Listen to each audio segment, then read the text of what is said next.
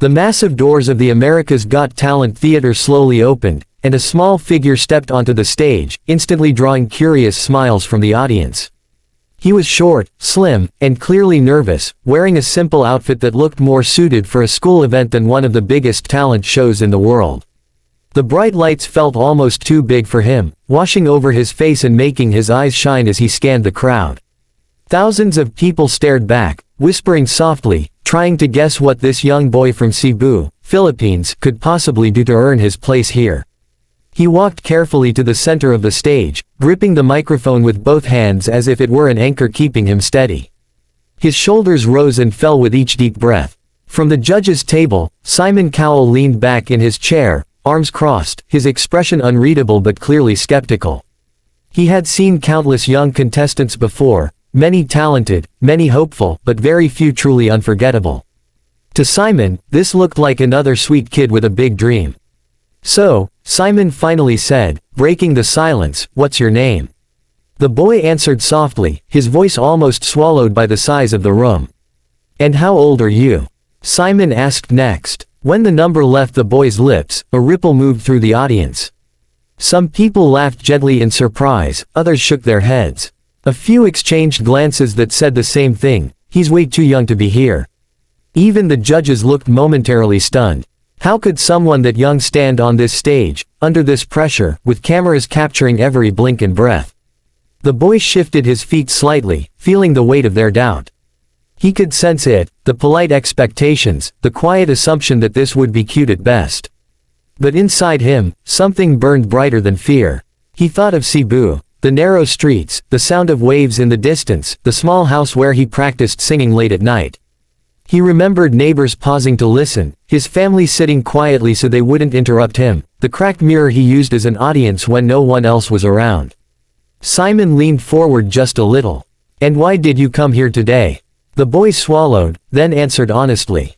He spoke about his dream, not fame, not money, but singing for the world, showing that someone like him, from where he came from, could stand on this stage too.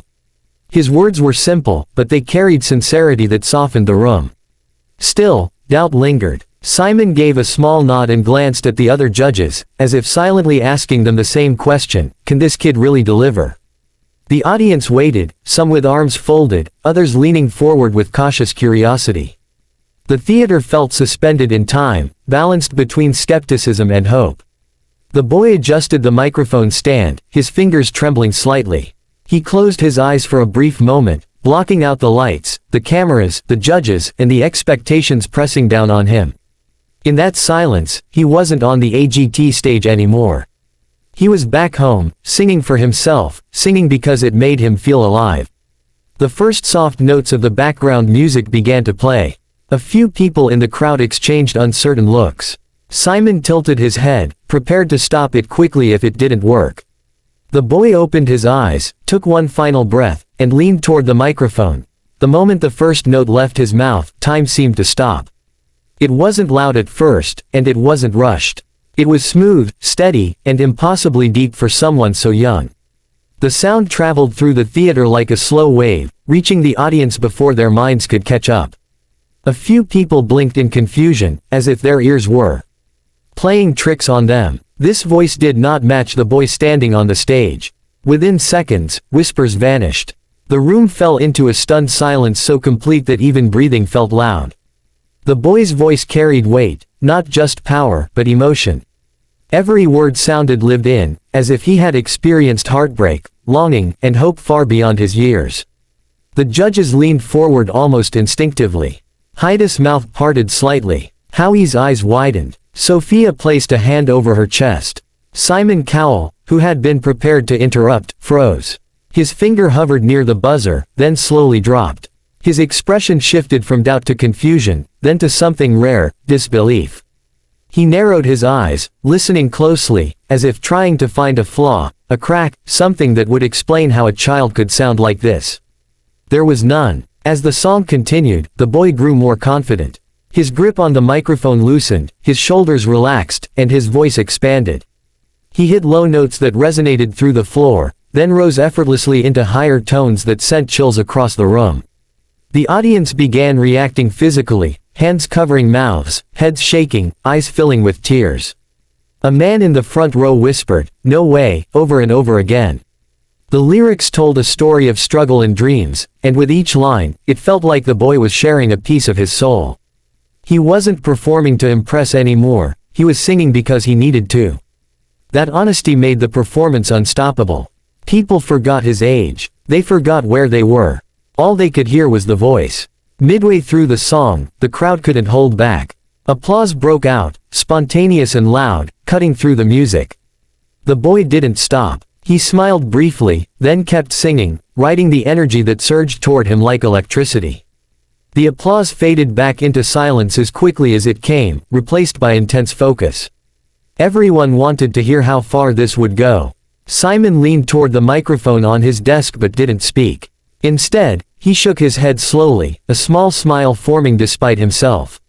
This wasn't just good, it was shocking. He had judged singers for decades, crushed dreams, discovered stars, and still, this moment caught him completely off guard. As the final chorus approached, the boy closed his eyes again.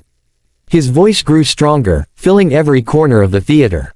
He held the last note longer than expected, steady and controlled, refusing to let it waver. The sound soared, then gently faded, hanging in the air like a promise. For a heartbeat, no one reacted. The silence was heavy, almost sacred.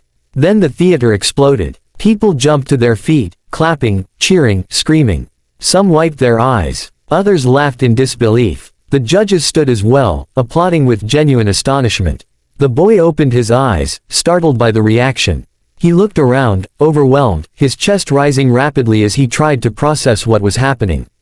He had sung the way he always did, but the world had heard him this time. The applause refused to fade. It rolled through the theater in waves, louder and louder, until it felt like the walls themselves were shaking. The boy stood frozen at center stage, his hands trembling again, this time not from fear but from disbelief. He blinked rapidly, trying to understand why so many people were standing, why some were crying, why strangers were cheering his name as if they had known him forever. Simon Cowell was the first to speak, but even before his words came, his reaction said everything. He was standing, something he did not do lightly, slowly clapping, a stunned smile on his face. He leaned toward his microphone and let out a short breath, almost a laugh. "I'm going to be honest with you," he said. "When you walked out, I didn't expect that." The audience laughed, agreeing completely. That voice does not make any sense for someone your age. The boy smiled shyly, nodding, still trying to steady his breathing. He could feel his heart pounding in his chest. Heidi spoke next, her voice warm and emotional. She told him that his performance gave her goosebumps from the first note to the last, that it felt like listening to someone who had lived a lifetime through music. Howie added that moments like this were the reason the show existed, moments that surprised even the people who thought they had seen it all. Sophia leaned forward, eyes shining. She said she forgot she was judging a competition and felt like she was watching a star being born. The words washed over the boy like a dream. Each compliment felt unreal, as if they were meant for someone else. He kept glancing toward the audience, searching for something familiar in the sea of faces. Then Simon raised his hand slightly, signaling he wasn't finished.